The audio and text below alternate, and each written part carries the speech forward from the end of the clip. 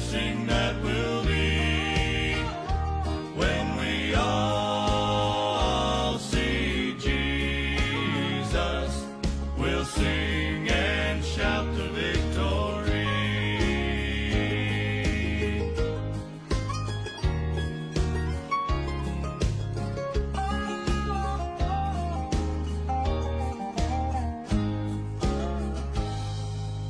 Onward to the prize before us, soon His beauty we'll behold.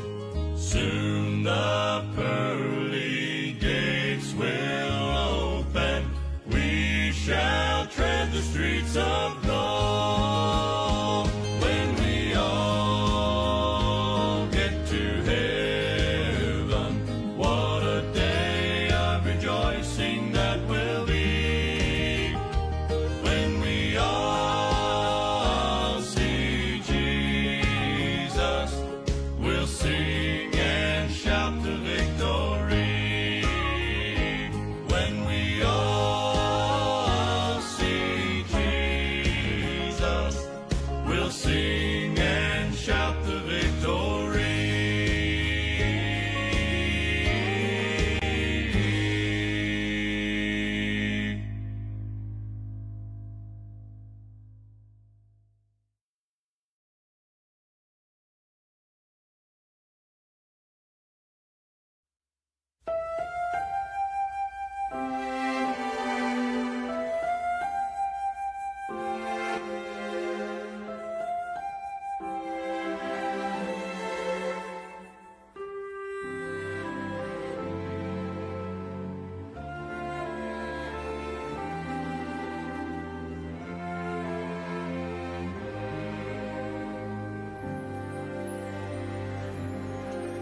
I don't understand how a God so divine could lower Himself to a life such as mine and consider me worth every minute of time to rescue a sinner like me.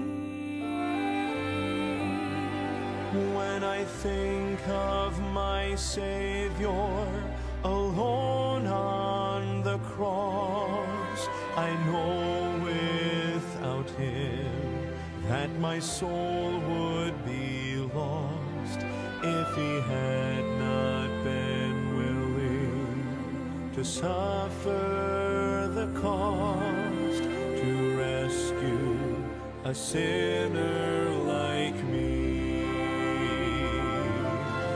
To rescue a sinner like me, Lord, to rescue a sinner like me. He abandoned His throne And His kingdom above to rescue a sinner like me.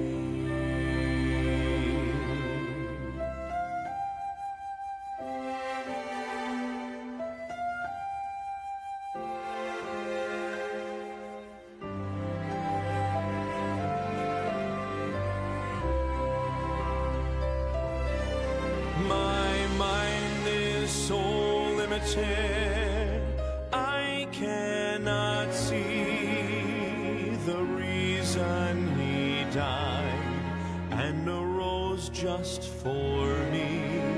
So unworthy was I, yet He came willingly to rescue a sinner like me. To rescue a sinner like me, Lord, to rescue a sinner like me. He abandoned His throne And His kingdom above to rescue a sinner to rescue a sinner as worthless as I, and give me a reason to sing. It's so hard to believe, but it happened to me. hallelujah, to Jesus my King, my King,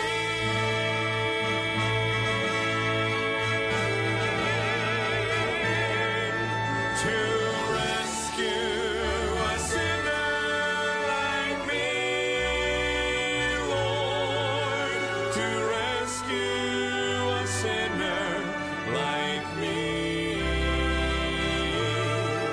He abandoned his throne And his kingdom above.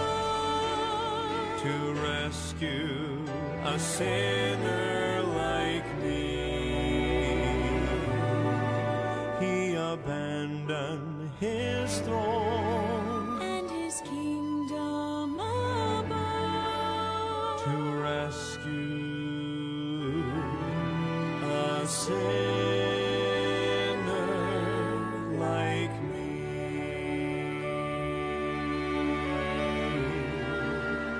A sinner like me. A sinner like me.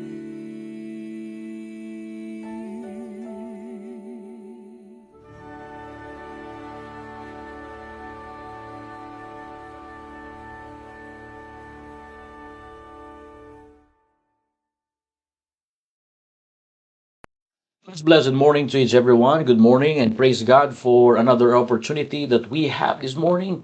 And I hope we're ready for another message from the Word of God that help us to grow and develop our strong faith to God. And the God of the Bible and God of Abraham, Isaac, and Jacob that we talk about here is the same God that we serve and we worship. I hope we're ready. And good morning to our brethren, wherever you are. May God bless you. Good morning, Brother Jobs. Good morning to my wife. Good morning, Brother Matt. Good morning, Sister Ronalette. Welcome back here. Sister Bona, all the way there in Perth. Good morning. And good morning, Brother Mac, all the way there. Good morning, Nanay Lolena. Good morning, Sister uh, Caridad Mahor. Good morning po. At sa mga kapatiran po natin dyan, magandang umaga po sa inyong lahat. Okay, I hope we're ready for another blessing in the Word of God that gave us encouragement, and I do believe the Lord will continue. Again, brothers and sisters, if we are maturing in the Lord, if we are growing up in the Lord, the faith that you had this morning, all to be stronger than the faith that you had when you first believed. When we say faith, it should be biblical. What is biblical faith? Biblical faith is the attitude trusting God and trusting at His words, which is this Bible. No, because faith don't care the outcomes, don't care about the outcomes, but faith just trusting God no matter the outcomes. Amen. So let's pray and encourage one another. And it's Friday now. Amen. And right now the school have a pre-day for our schoolers. So praise God that they have a time with their family.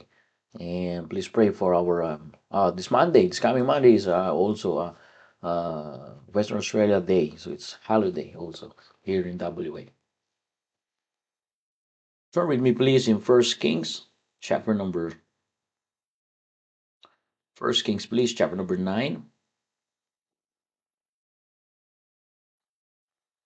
Bible says, and it came to pass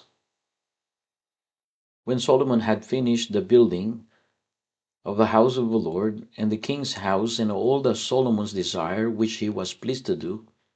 Verse 2, the Bible says, that the Lord appeared to Solomon the second time, as he had appeared unto him at Gibeon. Verse number 3, brethren, And the Lord said unto him, I have heard thy prayer and thy supplication that thou hast made before me. I have hallowed this house, which thou hast built to put my name there forever. And mine eyes and mine heart shall be there perpetually. In verse number 4, the Bible says, And if thou wilt walk before me, as David thy father walked in integrity of heart, and in uprightness, to do according to all that I have commanded thee, and will keep my statutes and my judgment. Verse 5, Then I will establish the throne of thy kingdom upon Israel forever, as I promised to David thy father, saying, There shall not fail thee a man upon the throne of Israel. Let us pray. Heavenly Father, thank you, Lord, for this morning. And I pray for another encouragement from your words. And thank you for what you have done in our lives. Lord, please give us wisdom this morning as we continue to walk in obedience to you. And I pray, Lord, for your wisdom. Pray, Lord, for knowledge and understanding to your people. Bless us this morning. And any sins that you see in our heart, forgive us. Cleanse us from our iniquity. This is our prayer. In Jesus' mighty name. Amen and amen. All right, we are now in episode 587. We talk about steel. We talk about, Solomon's life. The Bible make it clear here, brothers and sisters, after Solomon dedicated the temple that God commanded to Solomon, God appeared in the second time to Solomon. And the Bible says God appeared to him and gave promises. The Bible says God heard Solomon's prayer and remind him that blessings are connected with a continual or continue walk with him. And brethren, church members here in Newman and Perth, and our brethren, wherever you are, God's blessings are not merely material things. The greatest blessings are found in a relationship with God. That's why the Bible says one of our blessings is the blessing of God's attention. Like what we said yesterday in verse number 3, the Bible says in verse number 3, maliwanag po sinabi ng Biblia, and the Lord said unto him, I have heard thy prayer. Notice that word, I have heard thy prayer. One of the greatest and one of great blessing is that God hears his people. Out of all the voices in this temporal world, praise God and really thank God that God listens to the prayer of His children. Kaya napakaganda mga kapatid, ang una natin titingnan sa pagpapala, at pag sinabi natin pagpapala, kagaya na aking sinasabi kahapon, ang pinakamaliit na pagpapala ay yung mga bagay material. Ang unang at pinakamaganda at dakilang pagpapala matanggap natin sa Diyos, yung alam natin na ang Diyos ay nakikinig at pinapakinggan ng ating panalangin. Di ba tayo natutuwa na hindi man napakinggan ngayon, pero pinapakinggan ng Diyos at tinatrabaho ng Diyos yung iyong pinapanalangin. Tandaan natin na pananalangin, hindi yan sometimes immediate, sometimes the prayer of the Lord, when we pray to the Lord, the answer of the Lord in our prayer sometimes immediately, but sometimes gradually. For what reason? So that it develops our strong faith to Him. Kaya ang sabi ng Biblia, isa sa dakilang pagpapala ay pinapakinggan po ng Diyos ang kanyang mga anak. Yan ang unang pagpapala. Huwag yung kakalimutan mga kapatid, yan ang unang pagpapala na dapat nating maunawaan. Na pinapakinggan po ng Diyos ang ating mga panalangin. Sa daming boses sa mundong ito, hindi ba tayo natutuwa na pinapakinggan ng Diyos ang panalangin ng kanyang bayan? Sabi ng Biblia. At ganoon din po tayo kung tayo ay tunay na mananampalataya at kumilala na sa Panginoon, tinanggap natin si Kristo bilang tagapagligtas, tayo nagtiwala sa ginawa ni Kristo, siya ay napako sa krus, dumanak ang dugo na ilibing at muling nabuhay at tinanggap natin siya bilang sarili natin tagapagligtas at tayo ay nagsisi ng kasalanan, tayo ay lumalakad sa panibagong buhay kasama si Kristo.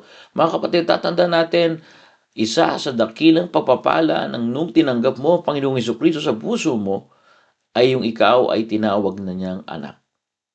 At isang pagpapala naman ng isang anak bilang anak ng Diyos, pinapakinggan niya ang panalangin. Hindi man ganun kadali, pero dahan-dahan sapagkat ang kagalingan, ang kasagutan sa panalangin natin is often, brothers and sisters, process. God's hear our prayer, but it's often process. And it's important this morning that we talk about yesterday the blessing of God's attention. Right here, the blessing of Solomon is not because he received material blessing from God, but it's because he knew that God listened to his prayer. And the Lord said unto him, I have heard thy prayer. That's why, brethren, God hears even silent tears and burden. God hears. Let me say again, God hears even silent tears and burden. That's why never stop praying to God. Never stop praying to God, my friend. Never stop praying to God, my church member. Never stop praying to God, wherever you are, brothers and sisters. Don't think that God ignores your prayer. Brethren, praying during joy and also praying during trials. Huwag tumigil sa pananalangin.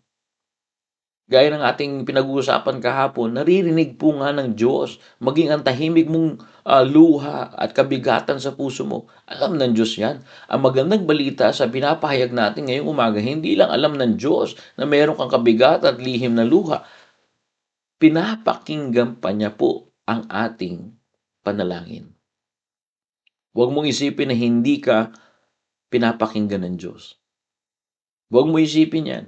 Don't think that God ignores your prayers. Always remember that God is a great listener, good listener, in every silent tears and burden in your heart. That's a great blessing from God. What is that? God's attention. And the Lord said unto him, I have heard thy prayer. Amen? Narinig po ba kayo? May kausap na po ba ako? Magandang umaga po sa inyo dyan. Ganun po yan. Hindi lang po yan. Kagaya na natin sinabi kahapon, the blessing of God's stability. Either amen? God will establish you. The Bible says, if thou will walk before me, then I will establish. What a promise of God.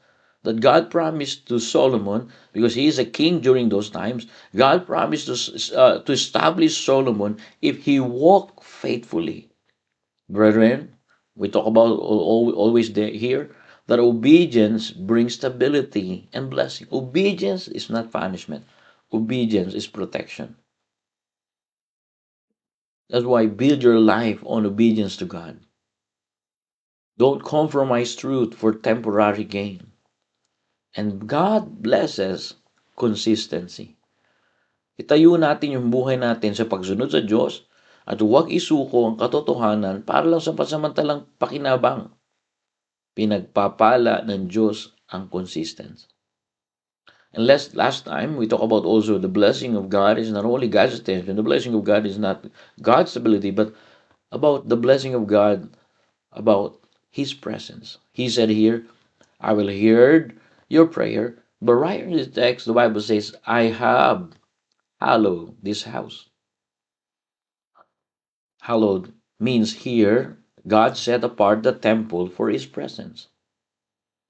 And a beautiful house, brethren, feels empty without the people you love. In the same way, brothers and sisters, likewise, life without God's presence feels empty. Amen? Ano pa po ang maganda pong blessing sa ating binasa ngayong umaga na makakadagdag para tayo ay patuloy na lumago sa pananampalataya sa Panginoon. Pag sa panahon na tayo ay nahihirapan, nagpapatuloy tayo. Yan ang magandang pananampalataya. Ano po yung pwede nating makitang blessing na tayo po'y talagang pagpapalain? Number 4, I want you to understand here. Walking with God teaches us to rest His control. One of the blessing from God, brothers and sisters, is when God teaches us to rest in His control. The Bible says in verse number 4 and 5, maliwanag po sabi ng Biblia, and if thou wilt walk before me, as David father walk in integrity of heart, and if uprightness, to do according to all that I have commanded thee, then I will establish the throne, thy kingdom. He said to Solomon, the king of Israel during those times. What does it mean? God teaches Solomon to rest in His control. Ang paglakad kasama ang Diyos, mga kapatid, nagtuturo yan ng pagpahinga sa kanyang kontrol. Alam niyo ba, mga kapatid, life is full of uncertainty. But God simply saying right here in the text that God gave Solomon peace to the throne. God gives peace also to those who walk with Him. Are you there? Amen? And if thou wilt walk before me as David thy father walked in integrity of heart and in uprightness. The presence of problems does not mean the absence of God. Narino po kayo? Are you there? Amen? Magandang umaga po sa inyo. Ang pagkakaroon po ng problema, hindi ibig sabihin wala ang Diyos. Tanda natin, walking with God give peace in troubled times. And the presence of problems, brothers and sisters, just let me remind you again, does not mean the absence of God. Brethren, a Christian close to God can remain calm during the storm. Narino po kayo? Can remain calm during the storm. Ang Kristiyanong malapit sa Diyos at nagpapatuloy para sa Diyos, yan po yung may kapayapaan sa buhay. Kahit nasa kalagitnaan siya ng bagyo, meron siyang kapayapaan dahil ang biyaya at pagpapala na meron siya ay yung nandoon po siya sa isang paglakad kasama ang Diyos. At pagkasama mo ang Diyos, nagtuturo yan ng pagpahinga sa kanyang kontrol. Kaya nga meron tayong kapayapaan sa buhay na ito. Hindi natin sinasabi, mga kapatid, na walang problema. Araw-araw tatanggap ka ng problema. Ikaw ay tatanggap ng problema ngayon. Ako ay tatanggap ng problema ngayon. But ang kagandahan ngayong umaga, tumatanggap tayo ng problema. Pero ang kagandahan po ay hindi kailanman umalis ang Diyos sa problema. Marami nga nagsabi na malaki man ang problema mo ay hindi ang pinahintulutan ng Diyos para hindi mo makaya. And brethren, let me tell you this, life is full of uncertainty. But God gave peace to those who walk with Him because the presence of the problems, damihan natin, problems. Alright? El problema, diba? Does not mean the absence of God. Peace, brothers and sisters, comes not for circumstances, but from trusting God. Kaya nga ang kapayapaan, pagka nasanay na-develop na yung ating pananampalataya, makikita mo yung stress level mo, mga babayan. Check mo yung stress level mo, check mo yung lahat. Bumababa. Yan ang kaibahan ng mayroong pagkakilala sa Panginoon. Yan ang maganda pag tayo nakakilala sa Diyos. Yan ang maganda pag tayo mayroong paniniwala at may kinilalang Diyos. Pag sinabi nila walang Diyos, alright, yan ang pagpili mo, hindi ka namin mapipilit. Pero sa ganang akin, mayroon akong Diyos na pinaniniwalaan. At yung pinaniniwalaan kong Diyos, subok na sa panahon ng aking problema, ako ay nakakaranas ng kapayapaan. Mga kapatid, ang paglakad kasama ang Diyos, tumutulong harapin ang takot, anxiety, at pressure. Either amen? Walking with God help us face fear, anxiety, and pressure. Culture pressure or emotional pressure or blood pressure. Peace comes not from circumstances, but from trusting God. Tatandaan natin yan. Ang kapayapaan hindi nanggagaling yan sa sitwasyon na meron ka ngayon, kundi sa pagtitiwala mo. Gaano tayo nagtitiwala sa Diyos? Paano natin siya pinagkakatiwalaan? Subok na ba na pagka dumating sa atin yung gantong problema, na pagkakatiwalaan talaga natin ng Diyos? Rena po ba kayo? Hello, are you still here? Amen? Hello, good morning.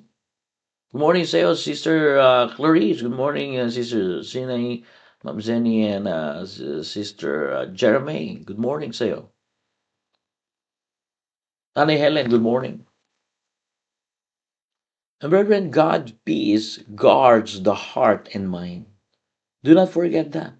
That's why peace comes not from circumstances, but from trusting God. And the Bible says, and if thou wilt walk before me, as David thy father walked in integrity of heart and in uprightness, to do to all that I have commanded thee, and will keep my statutes and my judgment, then I will establish. Imagine, brethren, walking with God gives peace in troubled times. That's another blessing. Peace from God. Amen. God peace, brethren, guards the heart and mind. That's why I encourage you so many times, a prayerful life produces a peaceful heart. And walking with God teaches us to rest in His control. Even when life changes, don't forget that God remains faithful to your life. Narito po kayo? Kahit nagbabago-bagong buhay, kahit nag-iiba-ibang teknolohiya, ang Diyos hindi nagbabago. Nananatili po siyang tapat na Diyos. Kaya pagkakilala mo ang Diyos, ngayong umaga pa lang, masaya ka ngayon. Bakit ngayong umaga pa lang parang ang sama na ng timpla ng ano mo? Ng ano ba? ng kape. Ano? Bakit ang sama ng timpla? Ha? Ba't ang sama ng espiritu natin ngayon? Ba't ang sama ng paggising mo? Bihira. Parang ibang gising mo, no? Parang, pero mga kapatid, meron tayong salita ng Diyos. Meron tayong Diyos. Na kahit nagbabago ang buhay, nagbabago ang teknolohiya, ang Diyos hindi nagbabago. Tapat at nanatili po yung tapat sa atin. I remember a child that can sleep peacefully during a storm because he trusts his father is near. Likewise, brothers and sisters, believers find peace because of God is with him. One of the blessings is not only God's attention. One of the blessings is not only God's presence. Not only God's blessing is stability, but peace. He gave peace. Diba ang bata nakakatulog ng payapa kahit may bagyo dahil alam niya po na malapit ang kanyang mga magulang o kanyang ama. Ganito rin ang pananampalataya. Dahil alam niyang kasama natin ang Diyos, meron tayong kapayapaan. Kaya, bakit na lamang, gano'n lang tayo, wala tayong kapayapaan? Baka nananatili tayo malayo sa Diyos. Tanda natin, punong-puno ng kawalan ng kasiguraduhan ng buhay, pero nagbibigay ng kapayapaan ng Diyos sa mga lumalakad kasama niya. Let me say again, life is full of uncertainty, brothers and sisters, but God gives peace to those who walk with Him. And a Christian close to God, a believer close to God, can remain calm during the storm. And I praise God for that. I hope you praise God for that. Amen? Not only the blessings that God gave us peace, but the Bible says, when we learn to walk with God, one of the blessing that we can receive from God, all right? You know what? The Bible says right here, according to the Word of God, verse number 3, And the Lord said unto him, I have heard thy prayer and thy supplication, that thou hast made before me. I have hallowed this house which thou hast built to put my name forever, and mine eyes and my heart shall be perpetually. Listen to this. I want you to get this one. God's blessing is God protects the heart from worldliness. The world constantly fools believers away from God. The world constantly, influence, the believer's heart. But let me tell you this, walking with God help us stay spiritual clean. Walking with God, protects the heart from worldliness. Parent, don't slowly adopt the worldly thinking. Either, amen. Our Bible program, our devotion is simple, brethren. And there's nothing new here. The purpose of Bible program is to remind us again, to refresh us again, to reboot us again. That don't slowly adapt the worldly thinking. You are peculiar people, the Word of God says. Tandaan natin, patuloy hinihila ng kamunduang ito ang pananampalataya natin palayo sa Diyos. At mga kapatid, gusto ko pong i-encourage kayo ngayong umaga, bantayan ang pumapasok sa puso sa pamamagitan ng entertainment at impluwensya ng mundong ito. Magbantay tayo. At huwag dahan-dahang makiayon sa pag-iisip ng mundo. Romans chapter number 12, verse number 1, be not conformed to this world. Either, amen. Don't slowly adapt the worldly thinking, but rather guard what enters your heart through entertainment or influence of worldliness. Brethren, walking with God keeps priorities eternal.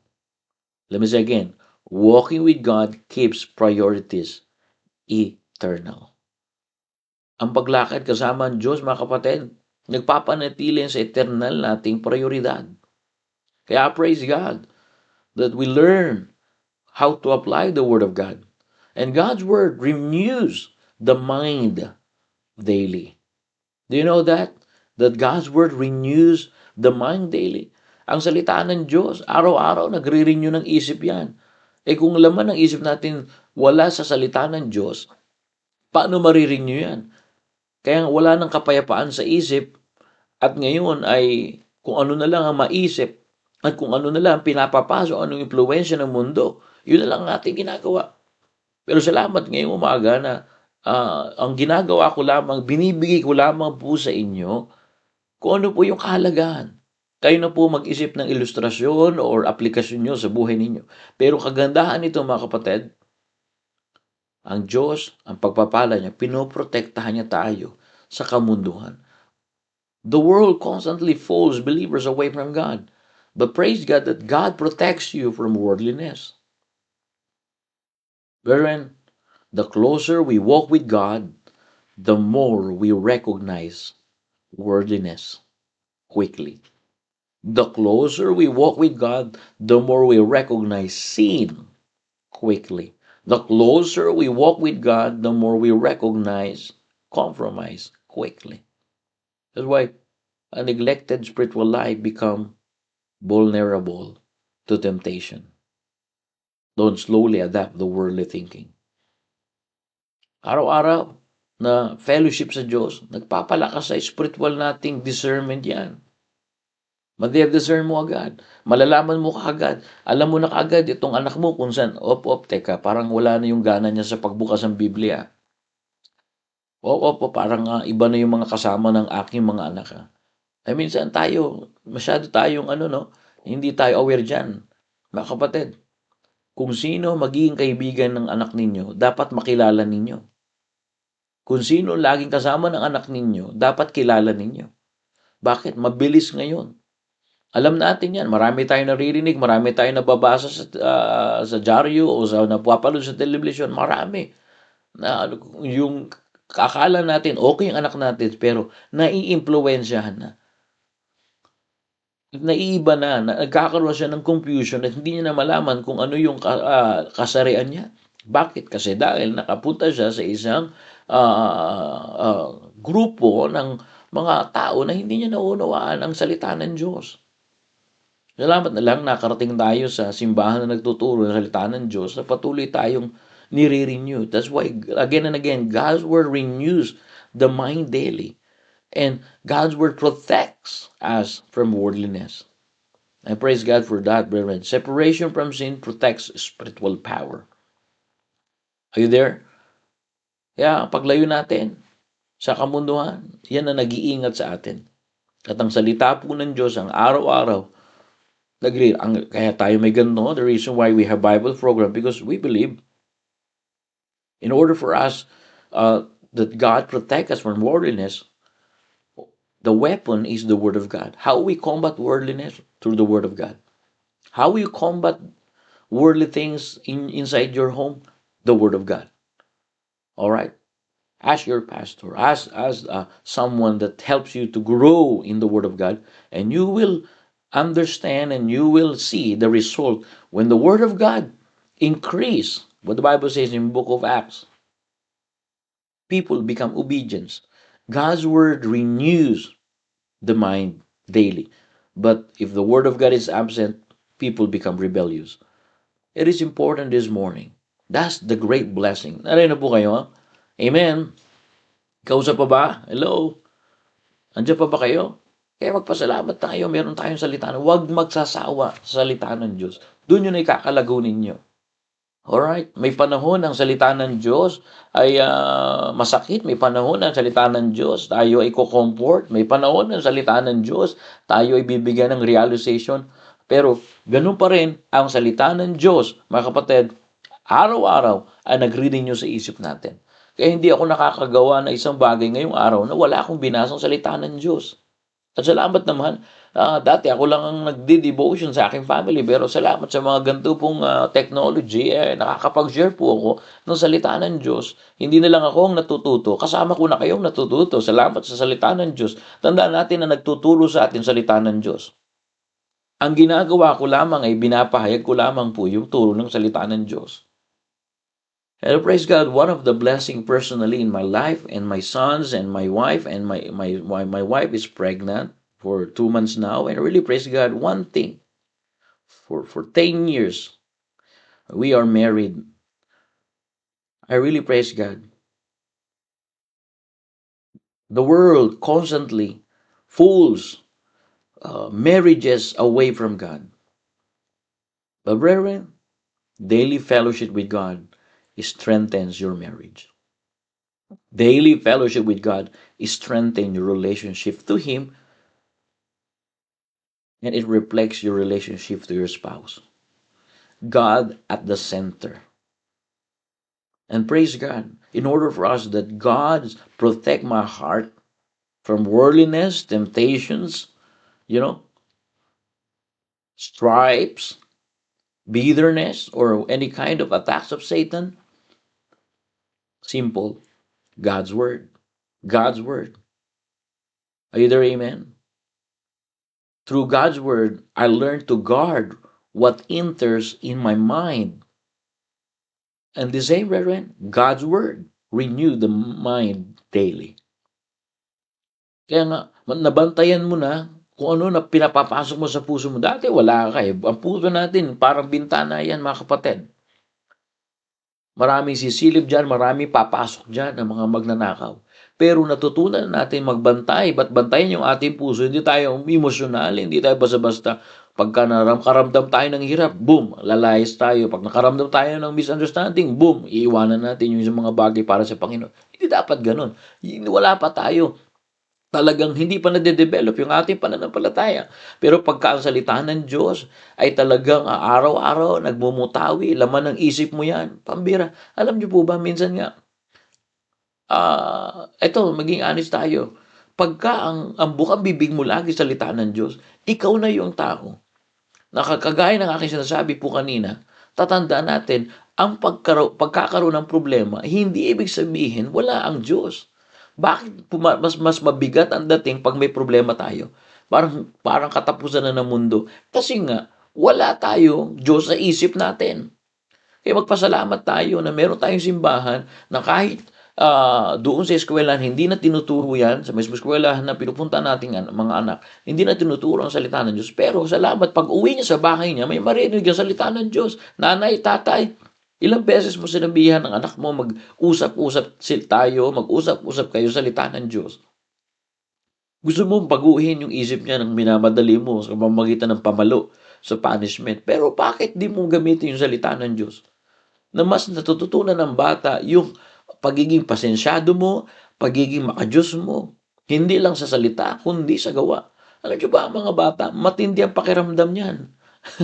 Alam niya yan. Ako, naranasan ko na magpalaki ng bata. Alam ni Sa kung ano yung totoo. Alam ni Sa kung ano yung hindi totoo. Matindi ang pakiramdam ng mga bata. Pero nararamdaman nila, mga kapatid, na tayo ay merong Diyos na kinikilala. Kung tayo mismo nag-i-initiate, nagsasabi, okay mga anak, pasok na kayo, ito na yung oras ng ating pag-aaral. Hindi natin lang ipapasa sa loob ng simbahan. Salamat, may simbahan na nagtuturo, pero pagkatapos natin magsimba, ipagpapatuloy natin yun. Ang sabi ng Deuteronomy chapter number 6, what the Bible says, train up a child in the way he should go. In book of Proverbs chapter number 20, but in Deuteronomy chapter 6, guide them, teach them, because home is our training ground. And parents, let me tell you this, it is important to parents to understand, to influence our children, to influence our kids. Are you there? Amen. To train them to have a godly families, and a godly family leads one another. Are you there? Amen. And God's word must be in the hearts of parents. Deuteronomy chapter number remember Deuteronomy chapter number 6 verse 6, the Bible says, and those words shall be in thine heart. To before parents can teach their children, God's word must first live inside them. Hirap naman, sabihin natin sa mga anak natin, oh mga anak, punta kayo simbahan ha. Tulak-tulakin natin eh. Gusto natin lumago, gusto natin pagpalain yung anak natin ng salita ng Diyos. Pero mismo sa atin bilang magulang, ay kulang salita ng Diyos. Are you there, amen? Nandito na ba kayo? Ay, nandito na pala si Brother Jimboy. And God's word must first be in the heart of parents. The Bible make it clear. God command. In Deuteronomy chapter number 6. God command. And this word which I command thee this day shall and be in thine heart. Remember that? Deuteronomy chapter 6 verse 6. If you have time, read it in your home. And thou shalt teach them diligently unto thy children. So you will teach them. What is that? The word of God. The word of God. And shall talk of them when thou sittest in thine house, and when thou walkest by the way, and when thou liest down, and when thou risest up. Brethren, God understood that faith is always one generation away from being forgotten. The reason our kids is influenced by worldliness because of the absence of the Word of God in our home. That's why God commanded Moses. He said, Moses, before these people enter in Canaan land, God understood that faith is always one generation away from being forgotten. And that is why He commanded parents to teach His Word diligently to their children. Either amen? Kaya hanggang na lamang ang pursigido ng salita ng Diyos. Sinabi ng Diyos kay Moises, okay, naunawaan ko, diyan mawawala ang pananampalataya nila. Imagine, hindi sila nagtanim, wala silang ginawa diyan, hindi nila binil diyan. Kakain na lang sila doon, titirahan na lang nila doon. Tingnan niyo yung mga bata na hindi nakaranas ng hirap. Isama niyo sa balikatan sa mga susunod na panahon yung mga anak natin. Kasi doon tuturuan silang mabuhay. Ako po ay bunga ng balikatan. Salamat kung may mga Philippine Military Academy. Pero salamat, mayroong simbahan na parang Philippine Military academy din. Spiritually. Kasi tinuruan kami na lagyan ng Diyos ang aming isipan. Sometimes, hindi tayo perfecto. Akala mo naman, kung sasalita ka, akala mo perfecto. Opo, di naman po ka perfecto. Pero gusto ko lamang sabihin sa inyo na nataniman tayo ng salita ng Diyos.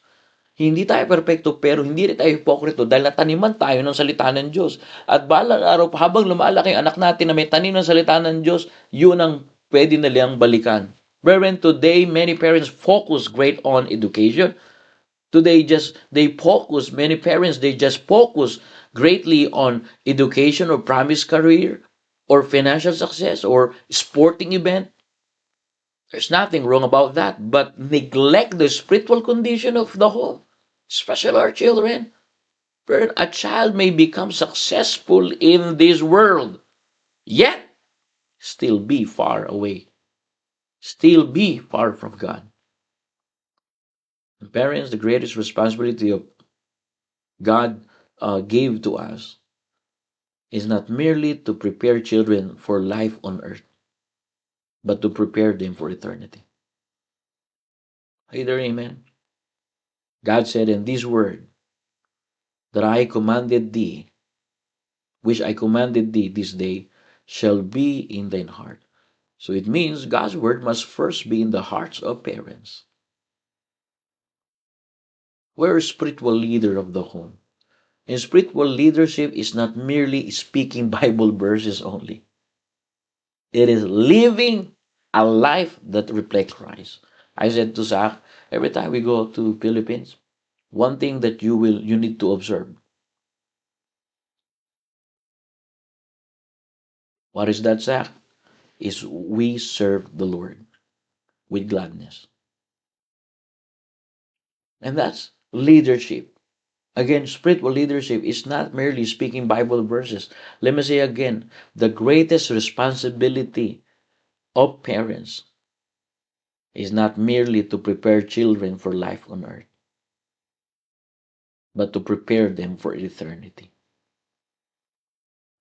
It's so sad that one of our family members don't know Jesus, don't know the Word of God. Why? Because as a parents, God's Word must first be in our hearts. They can tell if parents is truly loved. Children easily notice, brothers and sisters, hypocrisy. They can tell if parents is truly love God. They can tell if parents they genuinely pray. They can tell if parents sincerely worshiping God. They can tell if parents and faithfully obey the scriptures. Wherein the home becomes spiritual strong when parents walk personally with God. God did not first say, teach your children. He said, these words in Deuteronomy chapter number 6, verse 6 and 7, shall be in thine heart.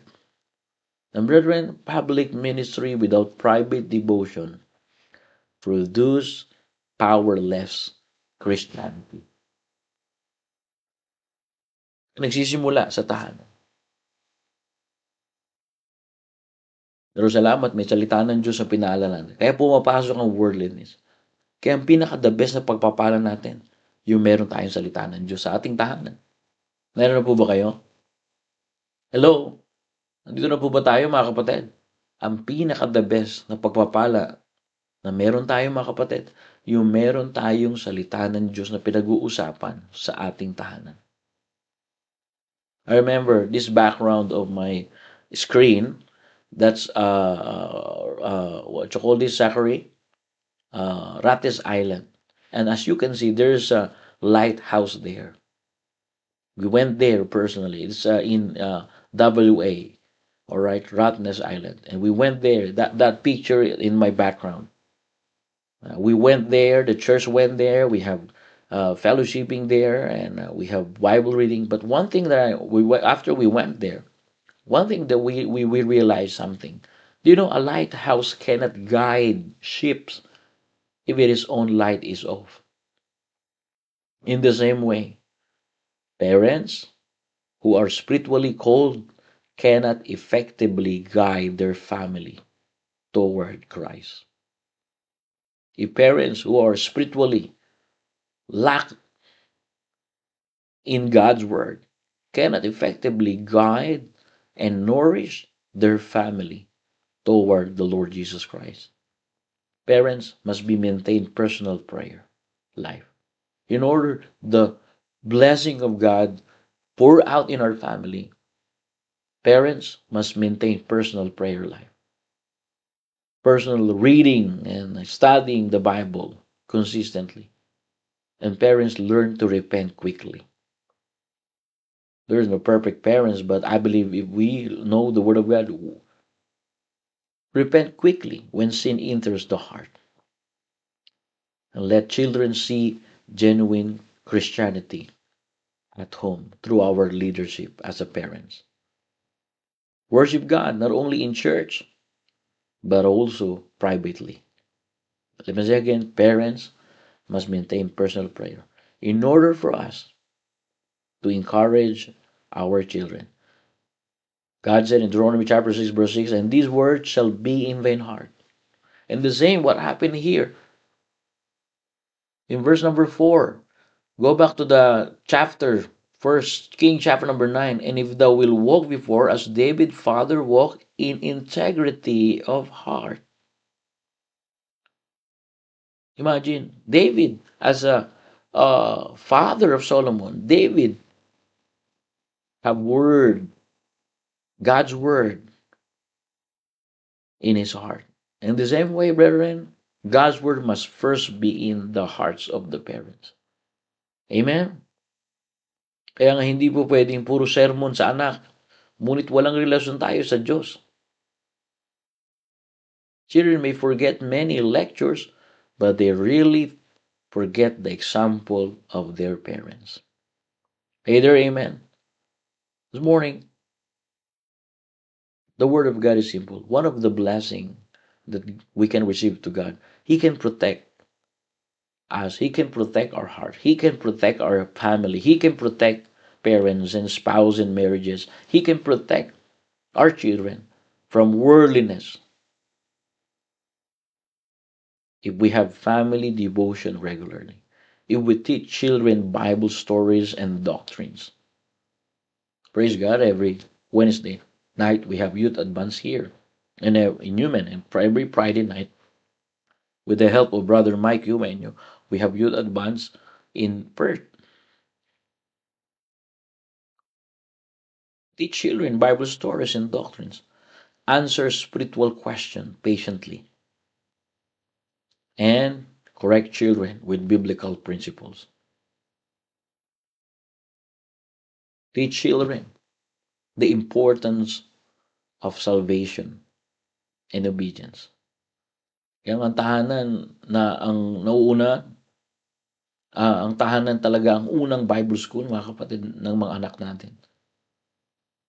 Kaya tayo mga magulang, para hindi pasukin yung worldliness, yung ating tahanan, tayo mismo, magkaroon muna tayo ng salita ng Diyos sa ating puso. This morning, two things that we get the blessing of God. Yan ang mga blessing ng Diyos na tinatanggap natin. Akala natin wala lang, pero yan ang tinatanggap natin. God gives peace. Like what I said, the presence of problems does not mean the absence of God. And the blessing, brothers and sisters, that He protects the hearts of our spouse. He protects the hearts of our children from worldliness. Because the world constantly fool believers away from the principles of the Bible, from the principles of the Word of God. Kaya patuloy tayo mga kapatid sa gawain ng Diyos. Tatandaan natin ang salita ng Diyos. Araw-araw nagre-renew yan sa isip. Kung ang mga tatay, simula pa lang na umaga, pinag-pray mo ng anak mo bago pumunta sa eskwelahan, binasahan mo ng Biblia. Sabi ko kay Crisel, ako mag-opening prayer, mag-Bible reading kayo ni Zachary. Araw-araw yon, walang mintis yon. Para kaya nga pag umuwi si Zach, may tanong siya lagi eh. Gato yung tanong niya eh. Bakit? Mayroong ini-input ng ang mundo sa isip niya na wala against sa salita ng Diyos. Pero salamat, mayroong tayong proteksyon galing sa Diyos kasi mayroong magulang na inuna ang salita ng Diyos. Eh doon po mapasok ang pagpapala. Just like a clean water becomes polluted when mixed with dirty water. Likewise, worldly influences slowly affects the heart of our children, the heart of our spouse, when not guarded carefully. Kaya ang malinis na tubig, nadudumihan kapag nahalo sa maruming tubig. Ganito rin sa puso kapag hindi iniingatan laban sa impluwensya ng kamunduhan. Kaya salamat, meron tayong salita ng Diyos. Next week, we will talk about another blessing from God, and that's joy. Next week, and I hope we are blessed this morning. Amen? Magpatuloy tayo mga kapatid. Magpatuloy lang tayo mga kapatid. At naniniwala ko na hindi tayo pababayaan ng Diyos. Ang sabi ni Joshua, as for me and my house, we will serve the Lord. Make that decision also today. Alright? If Christ is truly the center of our home, brothers and sisters, the Word of God, or God's Word, active inside our home. Amen? I hope we are blessed. Let us pray. Heavenly Father, thank you for the gift of family. Forgive us for the times that we became busy with earthly things, while neglecting spiritual matters at home. Help each everyone here, and also help parents become faithful spiritual leaders. Also help our sons and daughters. Help the children grow in obedience and love for you, O God. Let your word dwell richly in our homes. May our families become places of worldliness. But I pray, O God, that our families become places where Jesus is honored, loved, and followed daily. Use our homes to influence future generation for your glory and honor. And since this is in our heart, Lord, forgive us. This is our prayer. In Jesus' name. Amen and amen. Thank you very much, church. And I hope we're blessed this morning and we received the blessing from the Word of God. All right, see you this coming Monday for another episode here in Human every morning, developing a strong faith to God.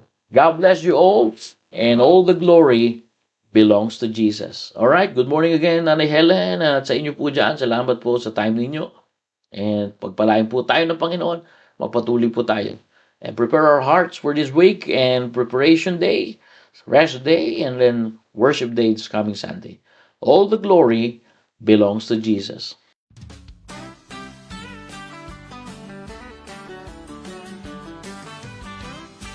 I'm too blessed to be depressed. I'm living on love. I'm not buying on time. And I don't need luck, 'cause I've got faith. And I'm too blessed to be depressed, and I'm living on love. Now some folks say they can't make it through the day without a little something to help them on their way. Friend, let me tell you about Jesus, God's gift to man. He lifted my load and he saved my soul. Now I'm born again. Now I'm too blessed to be depressed. I'm living on love. I'm not buying on time. Oh, and I don't need luck, 'cause I've got faith. And I'm too blessed to be depressed, and I'm living on love.